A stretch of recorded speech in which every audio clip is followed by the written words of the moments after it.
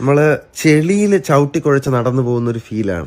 കാർത്തിക് സൂര്യയുടെ അഗ്നിക്കാവടി റിലേറ്റഡ് ആയിട്ടുള്ള ആ സീരീസ് അങ്ങനെ അവസാനിച്ചിരിക്കുകയാണ്. അപ്പോൾ ഈ കഴിഞ്ഞ ദിവസം കാർത്തിക് സൂര്യയുടെ ഒരു വീഡിയോ വന്നിട്ടുണ്ടായി, അതായത് അഗ്നിക്കാവടി അവസാന ഭാഗം എന്ന് പറഞ്ഞിട്ട് പുള്ളിക്കാരൻ വീഡിയോ ഇട്ടിട്ടുണ്ടായി.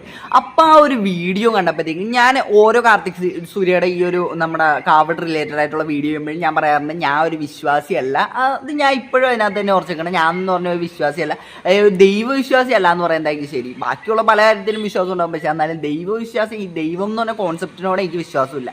പക്ഷെ എന്നാലും ഞാൻ പറയാറുണ്ട്, ബാക്കിയുള്ളവരുടെ വിശ്വാസത്തിനകത്ത് ഞാൻ കയറി തലയിട്ടിട്ട് അത് അങ്ങനെ ചെയ്യാൻ പാടില്ലായിരുന്നു, ഇങ്ങനെ ചെയ്യാൻ പാടില്ലായിരുന്നു, അങ്ങനെയൊന്നും ഞാൻ പറയാറില്ല. കാര്യം അത് അവരുടെ വിശ്വാസമാണ്.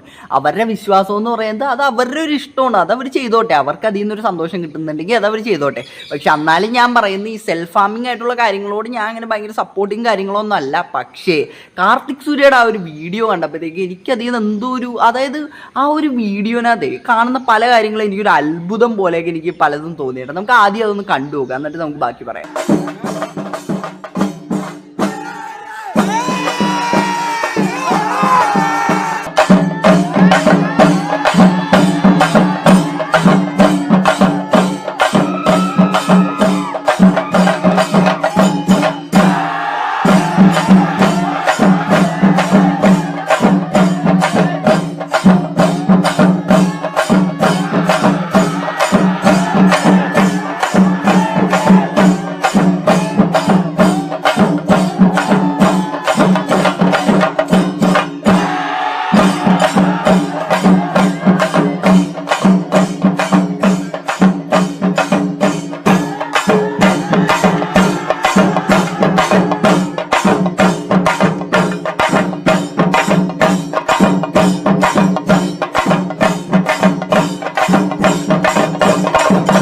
വീഡിയോ കണ്ടിരിക്കുമ്പോൾ ത്രൂ ഔട്ട് ഞാൻ ചിന്തിച്ച ഒരു കാര്യം എന്ന് പറഞ്ഞാൽ, ഇത് തീ കൂടെയാണ് നടക്കണം. തീ കൂടെ നടക്കുമ്പോഴും പുള്ളിക്കാരൻ ചിരിച്ചുകൊണ്ടാണ് നടക്കുന്നത്. അതെങ്ങനെയാണ് ഈ തീ കൂടെ നടക്കുമ്പോഴത്തേക്ക് പൊള്ളൂലേ?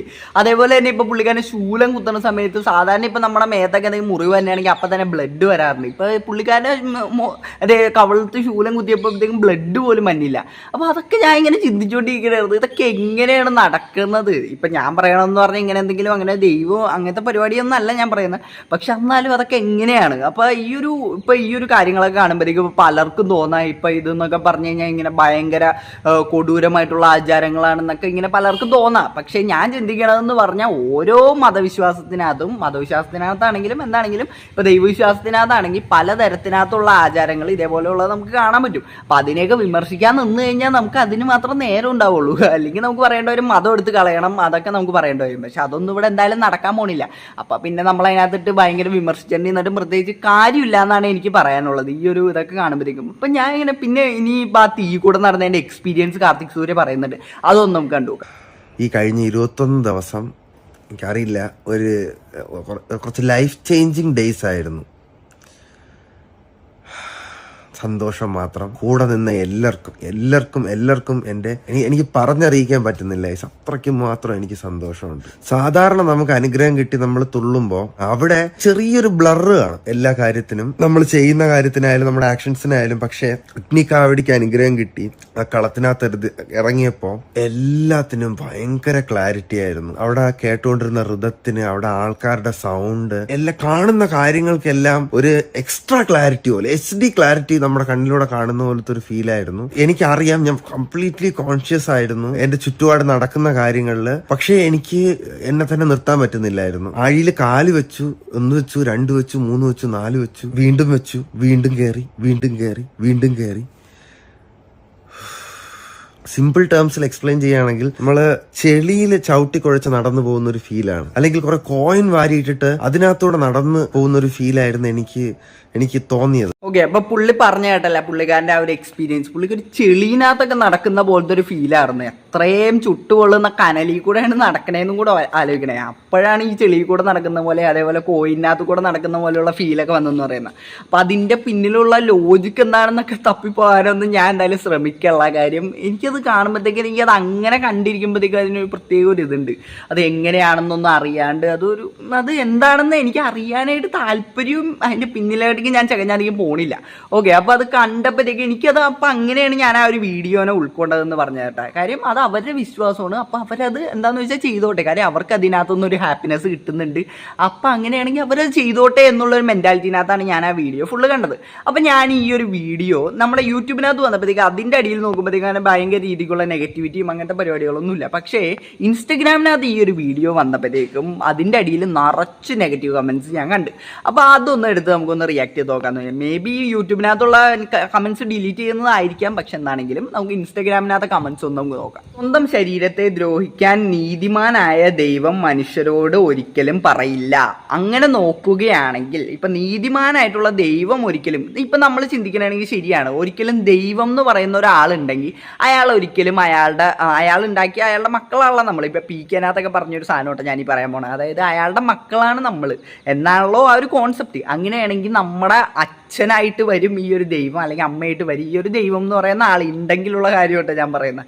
അപ്പം അങ്ങനെയുള്ള ഒരാൾ ഒരിക്കലും അയാളുടെ മകനോട് പറയില്ല ഇങ്ങനെ നീ തീ കൂടെ നടക്കുക, അല്ലെങ്കിൽ ഇപ്പം ഈ എക്സ്ട്രീമായിട്ടുള്ള ഇങ്ങനെ ഓരോ കാര്യങ്ങളൊക്കെ ചെയ്യ് എന്നൊരിക്കലും ദൈവം എന്ന് പറഞ്ഞൊരാൾ നമ്മളോട് പറയില്ല. അത് ശരിയാണ്, ഈ പറയുന്ന പുള്ളി പറയുന്നത് ശരിയാണ്. പക്ഷേ നമ്മൾ നോക്കുകയാണെങ്കിൽ ഇവിടെയുള്ള ഓരോ മതത്തിനകത്ത് പറയണതെന്ന് പറഞ്ഞാൽ ദൈവം പറഞ്ഞ കാര്യമല്ല ഇവിടെ ഓരോരുത്തരും പറയുന്നതെന്ന് പറഞ്ഞാൽ. ഇതെന്ന് പറഞ്ഞാൽ പണ്ട് കാലത്ത് എഴുതി വെച്ച അത് മനുഷ്യന്മാർ തന്നെയാണ് ഇതൊക്കെ ഉണ്ടാക്കിയേക്കണത്. അതുകൊണ്ട് തന്നെ മനുഷ്യന്മാർ അവരുടെ ഇഷ്ടത്തിനാണ് ഈ ഓരോ ആചാരങ്ങളും ഉണ്ടാക്കി വെച്ചിരിക്കുന്നത്, അല്ലാണ്ട് ദൈവം ഉണ്ടാക്കി എന്നല്ല ഞാനും വിശ്വസിക്കുന്നതെന്ന് പറഞ്ഞാൽ. അപ്പം ഈ പറയുന്നതിനോട് ഒരു അർത്ഥമുണ്ടെന്ന് എനിക്ക് തോന്നുന്നില്ല കേട്ടോ. ഇപ്പം ദൈവം ഉണ്ടാക്കിയെന്ന് പറയുകയാണെങ്കിൽ നമുക്ക് ഈ പറയുന്നതിന് അർത്ഥമുണ്ട്. ദൈവം ഒരിക്കലും അങ്ങനെ പറയില്ല എന്ന് നമുക്ക് പറയാം. പക്ഷേ ഇത് ഉണ്ടാക്കിയത് ദൈവം അല്ല, എൻഡ് ഓഫ് ദി ഡേ ഉണ്ടാക്കിയത് മനുഷ്യനാണ്. അപ്പോൾ നമുക്ക് അടുത്ത കമൻറ്റ് നോക്കാം. ഓരോരോ അല്ലാതെ എന്നാ പറയാനാ.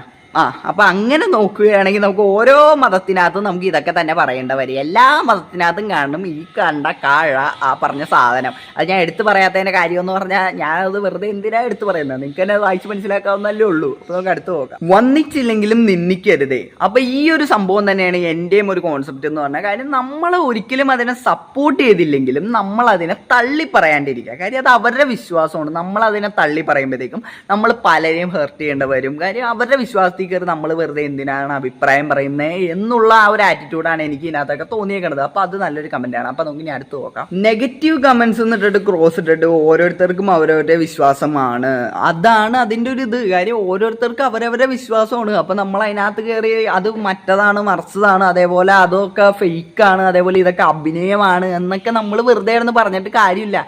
നമ്മളത് എക്സ്പീരിയൻസ് ചെയ്തിട്ടില്ല എന്ന് പറഞ്ഞിട്ട് അങ്ങനെ ഒരു സാധനം ഇല്ല എന്ന് നമുക്ക് എങ്ങനെ പറയാൻ പറ്റുക? അപ്പം അത്രയെന്ന് എനിക്കതിനകത്ത് പറയാനുള്ളൂ. ഞാനൊരു മുസ്ലിമാണ്, ഇതിൽ ഒരുപാട് നെഗറ്റീവ് കണ്ടു. ഞാൻ ഇങ്ങനെയുള്ള ആചാരങ്ങളെ പറ്റി ഫ്രണ്ട്സ് പറഞ്ഞു കേട്ടിട്ടുണ്ട്. ഓരോരോ മതങ്ങളിലും അതിൻ്റെതായ ആചാരങ്ങളുണ്ട്. അതിൽ വിശ്വാസമില്ലെങ്കിൽ നിങ്ങൾ എന്തിനാ പിന്നെ കുറ്റം പറയുന്നത്? എനിക്ക് അത്ഭുതം തോന്നിയത് ശൂലം കുത്തിയപ്പോൾ ബ്ലഡ് വന്നില്ല, ഞാനത് ശ്രദ്ധിച്ചു. അപ്പം ഈ ഒരു കമൻറ്റും കണ്ടപ്പോഴത്തേക്കും ഞാൻ അതിനോട് യോജിക്കുന്നു. കാര്യം നമുക്ക് അതിനോട് വിശ്വാസമില്ല എന്ന് പറഞ്ഞിട്ട് നമ്മൾ എന്തിനാണ് അതിനകത്ത് വെറുതെ കുറ്റം കണ്ടുപിടിച്ച് പറയാനൊക്കെ നിൽക്കണമെന്ന്? അപ്പം ഓരോരുത്തർക്കും ഇപ്പോൾ പബ്ലിക് പ്ലാറ്റ്ഫോമിനകത്ത് വരുമ്പോഴത്തേക്കും ഓരോരുത്തർക്ക് അവരവരെ അഭിപ്രായം പറയാം. അഭിപ്രായം എല്ലാവർക്കും പറയാം, പക്ഷേ അത് ഒരുമാതിരി ഇങ്ങനെ ഒരു തെറി വിളിയും അതേപോലെ അത് ഭയങ്കര നെഗറ്റിവിറ്റി സ്പ്രെഡ് ചെയ്യുന്ന രീതിക്കുള്ള ഒരു സംസാരങ്ങളോട് മാത്രമേ ഞാൻ ഈ എതിർപ്പ് പറയുന്നുള്ളൂ. അല്ലാണ്ട് ഇപ്പം നമുക്ക് ഓരോന്നിനകത്ത് നമുക്ക് അഭിപ്രായം പറയാം. പിന്നെ അഭിപ്രായം കാണുമ്പോഴത്തേക്കും അതിന് എൻ്റെ അഭിപ്രായം ഞാൻ പറഞ്ഞു, അത്രേ ഉള്ളൂ. അപ്പം എനിക്ക് ഇത്ര തന്നെ ഈ വീഡിയോനകത്ത് പറയാനുള്ളൂ. അപ്പോൾ ഈ വീഡിയോ ഇഷ്ടപ്പെട്ടാൽ മാത്രം എല്ലാവരും ഒന്ന് സബ്സ്ക്രൈബ് ചെയ്യുക. അപ്പോൾ എല്ലാവർക്കും അടുത്തൊരു വീഡിയോ കാണുന്നവരേക്കും tata bye bye, see U.